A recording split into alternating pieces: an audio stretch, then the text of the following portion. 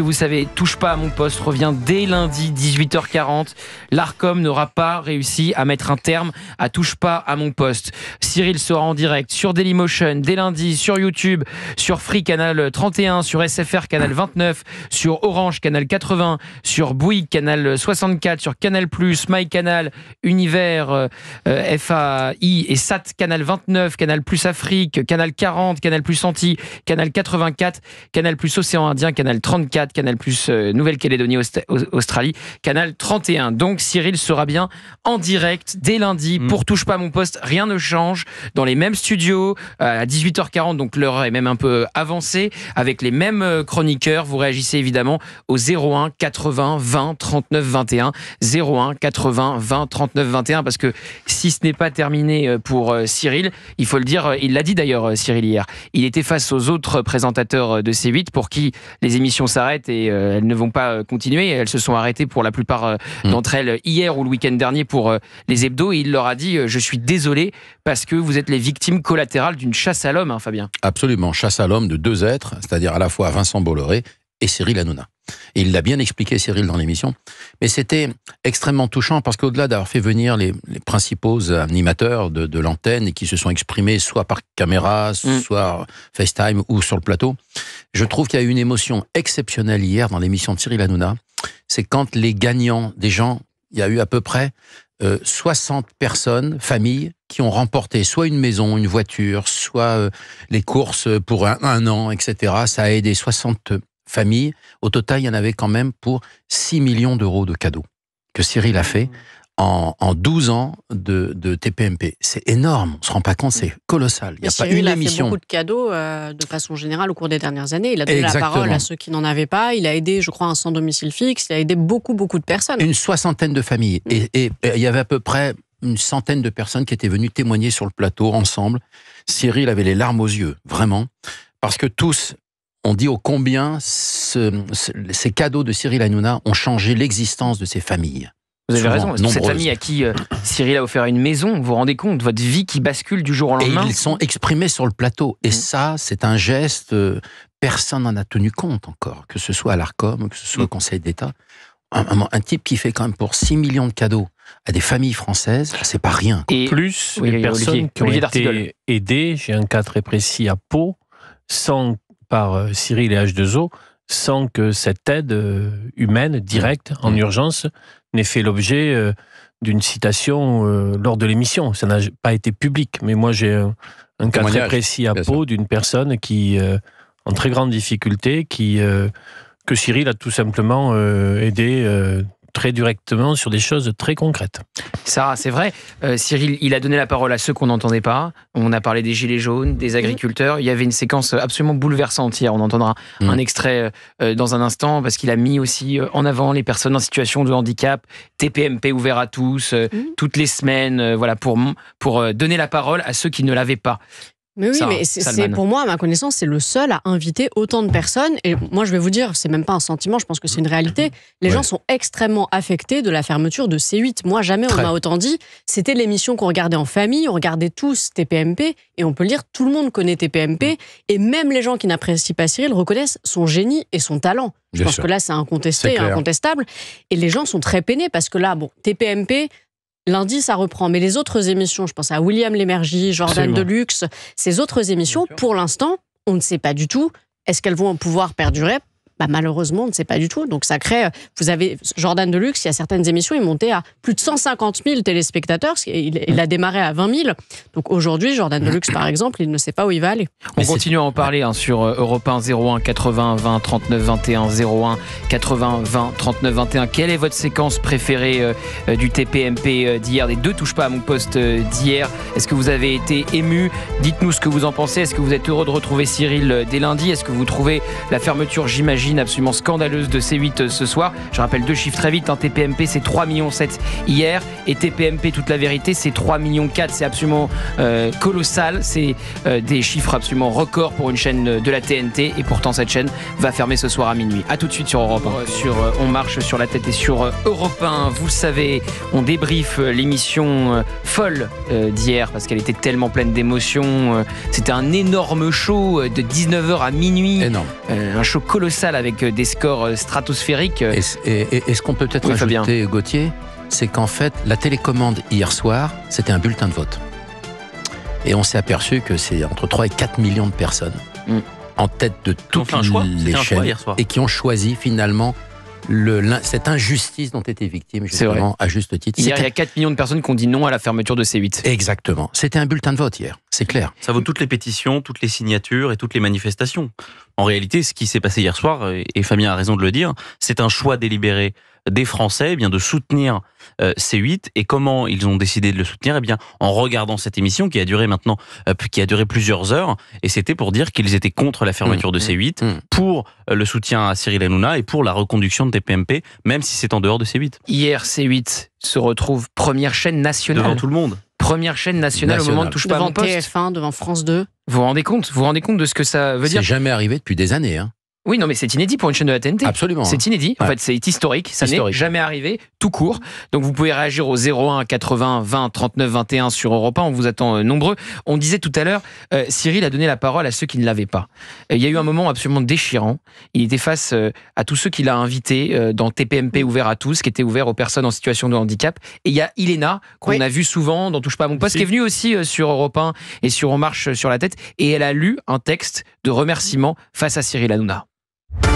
Je suis ici pour exprimer notre reconnaissance sincère et profonde envers toi. Cette décision déchirante a conduit à la fermeture de la chaîne. Qui va penser à nous ? Car ensemble, nous façonnons un avenir lumineux. Cyril, tu es celui qui nous a mis en lumière. À travers ton émission, tu n'as pas seulement diverti ou informé. Comme un réalisateur attentif, tu as dirigé l'attention du public vers celles et ceux qui restaient dans l'ombre. Avec bienveillance, tu as su rendre visible l'invisible, braquant les projecteurs vers les personnes en situation de handicap. Tu leur as offert bien plus qu'une place à l'écran. Tu leur as donné une place dans le regard et le cœur du public. Tu n'as pas seulement montré le monde tel qu'il est, ni simplement donné du temps d'antenne. Tu as fait confiance à ces voix, trop souvent ignorées, en nous offrant la parole. Et plus encore, tu as donné confiance à celles et ceux qui doutaient un jour d'être entendus. Car au-delà des projecteurs et des caméras, ce que tu as offert, c'est une reconnaissance, une légitimité. Nous remercions aussi toutes tes équipes, chroniqueuses et chroniqueurs, pour leur bienveillance. Merci d'avoir fait de ton plateau un véritable écran de l'inclusion. Merci mon Iléna, chérie. Merci Baba pour ta générosité. Je t'aime. On t'aime, tu vas nous manquer. Je t'aime fort.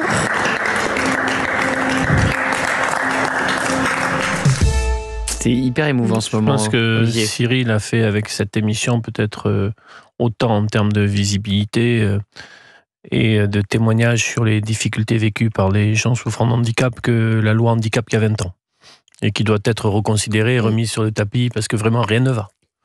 Et ça a été vraiment un passage très fort de cette émission-là parce qu'on voit bien qu'il ne s'agit pas d'un exercice de communication mais de véritables liens humains qui ont été tissés entre Cyril, son équipe, et ces personnes atteintes d'handicap, parlant très justement de ce qu'elles ont pu dire et faire avec Cyril au cours de ces différentes années. Ce sont des moments de télé très forts quand on arrive à percevoir un tel niveau de sincérité et d'authenticité.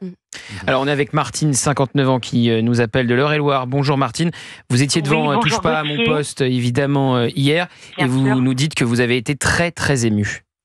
Ah oui, j'ai beaucoup ri, mais j'ai aussi pleuré, notamment comme vous venez de le dire, au moment où les gens en situation de handicap, notamment l'habitué, je dirais, a lu ce message. D'ailleurs, on voyait que Cyril était très, très, très ému. Voilà. Et oui, effectivement, c'est...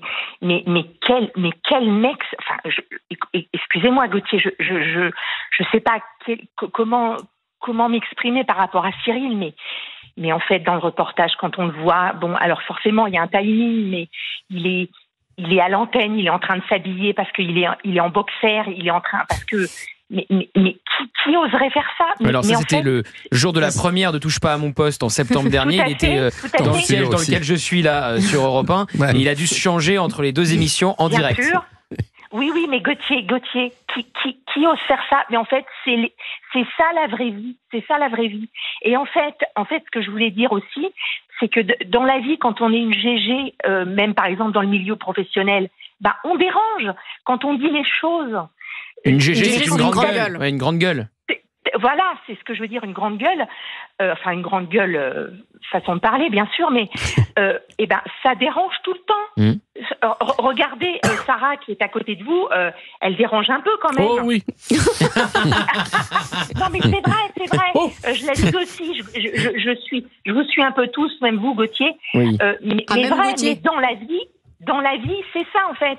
Quand on dit les choses, quand on bouscule un peu les codes, comme Pascal Praud dit, les petits hommes gris, oui.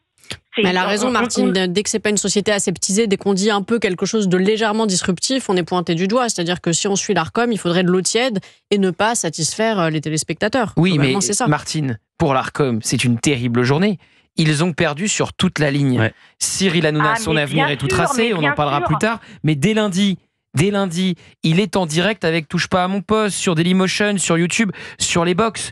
Donc, ils ont perdu sur toute la ligne. Leur seule réussite pour eux, c'est d'avoir mis 400 personnes au chômage. J'espère qu'ils sont contents quand ils se regardent le matin dans une glace.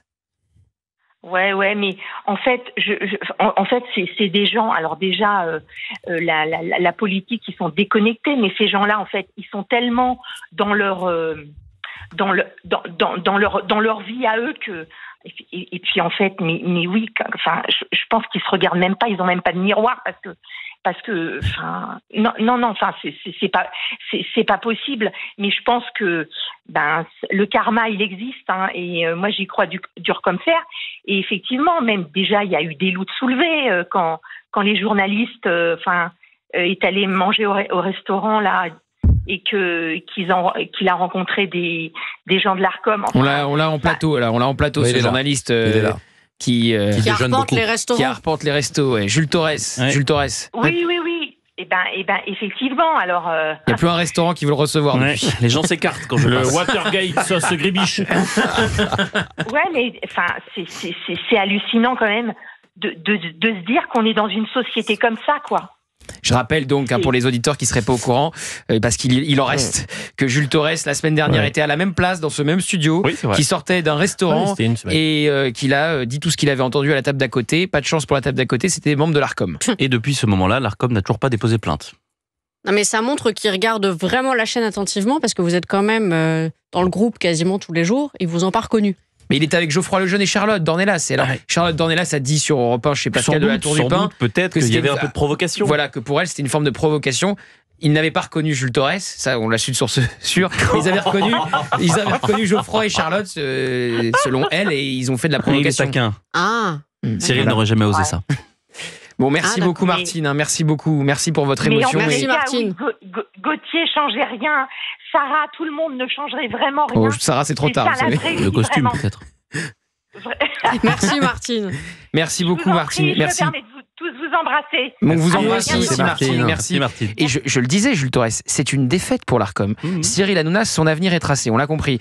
Dès lundi, Touche pas à mon poste continue. Cette émission qu'il voulait faire taire, cet animateur qu'il voulait faire taire. Donc, la seule réussite, et je mets ça évidemment avec beaucoup de guillemets, c'est de mettre 400 personnes sur le carreau. Bien sûr. C'est de supprimer les autres émissions qui n'avaient jamais pris une amende. Ils se sont trompés sur toute la ligne. Le score d'hier soir, les 4 millions de personnes qui ont regardé Touche pas à mon poste, ça c'est la première des défaites. Ça montre que bien ce choix arbitraire et politique de l'Arcom, il y a au moins 4 millions de personnes qui y sont défavorables. C'est un choix qui est catastrophique de la part de l'Arcom parce qu'en effet, Cyril Hanouna, dès la semaine prochaine, il va continuer à animer TPMP. Il y aura toujours le même auditoire, il y aura des gens qui vont aller sur Dailymotion, sur YouTube. Alors vous savez, sur la TNT, c'est important de le dire, c'est 20% de l'audience. Absolument. Donc avec son format YouTube, Dailymotion, les box, il va pouvoir potentiellement retrouver 80% de son audience, Cyril, et aller même en chercher une autre. Absolument. Donc ils ont perdu sur toute la ligne. Encore une fois, ils ne sanctionnent que ceux qu'ils ne visaient pas. Ils visaient un seul homme. Absolument. Et ils ont échoué. Oui, mais je vais vous dire, ils sont dans une telle croisade idéologique qu'ils vont pas s'arrêter là. Moi, je pense que Cyril leur dit « je vais sur W9 », c'est ce qu'il dit. Maintenant, leur prochain objectif, ça va être de supprimer W9. Pour moi, ils veulent tellement la peau de Cyril Hanouna qu'ils iront aussi loin qu'ils peuvent aller. Donc je pense réellement que l'Arcom n'a pas dit son... Je vous le dis comme je le pense, l'Arcom n'a pas dit son dernier mot. Ils vont pas pouvoir mettre des milliers et des milliers de personnes au chômage quand même. Mais il va falloir stopper à un moment donné. Ils ont mis 300 il restera quoi, une chaîne de télé, alors l'ORTF? C'est ce qu'ils veulent, parce que c'est la police de la pensée, ils veulent nous dire ce qu'on doit regarder. Et pour nous dire ce qu'on doit regarder, ils vont fermer tout ce qu'ils peuvent fermer. Faut pas croire que l'Arcom a dit son dernier mot. Ils ont mis des millions d'amendes comme ça au hasard. On ne savait même plus comment étaient les montants. C'est un scénario possible, il y en a un autre. C'est-à-dire que les spécialistes de ces questions-là, des médias, vont regarder très précisément comment les audiences se redistribuent après ce coup de semonce et cette interdiction. Ouais. Que va-t-il se passer à partir de lundi avec la nouvelle offre? Que va-t-il se passer concernant la prochaine rentrée?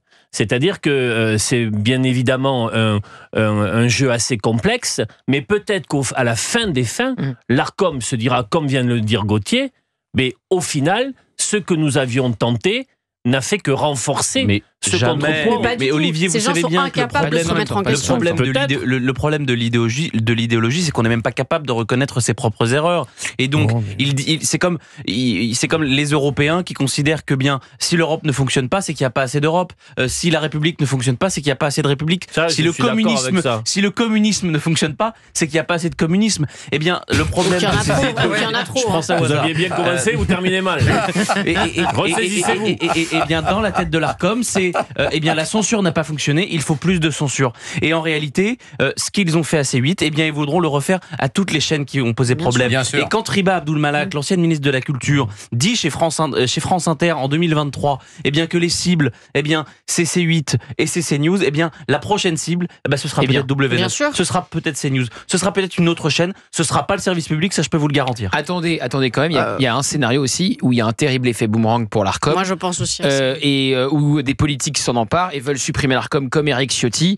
Et peut-être, alors là je fais un doux rêve, que dans 5 ans l'Arcom n'existera plus. Il y a un endroit qui est parfait pour ça, vous le connaissez aussi bien que moi, ça s'appelle l'Assemblée nationale. Voilà. On passe par la place du Palais Bourbon, on peut rentrer au 33 quai d'Orsay, j'ai des accès s'ils veulent, à la cantine les politiques, à la cantine de l'Assemblée, c'est pas la meilleure, celle du Sénat est bien meilleure, mais il faut une réforme. Avoir peur quand il faut débarquer. Je peux vous dire, maintenant je mange seul, plus personne ne veut déjeuner avec moi. Mais ce que je veux dire, c'est qu'il y a une réforme législative, vraiment, c'est très simple à déposer. À faire voter, ce sera plus complexe. Mais si tous les politiques qui ont dénoncé, je pense à Éric Ciotti, je pense à Laurent Wauquiez, qui est patron des Républicains à l'Assemblée nationale, Monsieur Bardella, il n'est pas à l'Assemblée nationale, mais Marine Le Pen qui a fait un tweet, il y a une réforme législative. Et c'est maintenant qu'il faut la déposer. Pour supprimer l'Arcom, vous réagissez au 01 80 20 39 21, 01 80 20 39 21. Vous réagissez à l'émission évidemment exceptionnelle hier de Cyril, à son retour dès lundi avec Touche pas à mon poste, et à la fin absolument honteuse, on la qualifie même de dégueulasse, de C8 ce soir à minuit.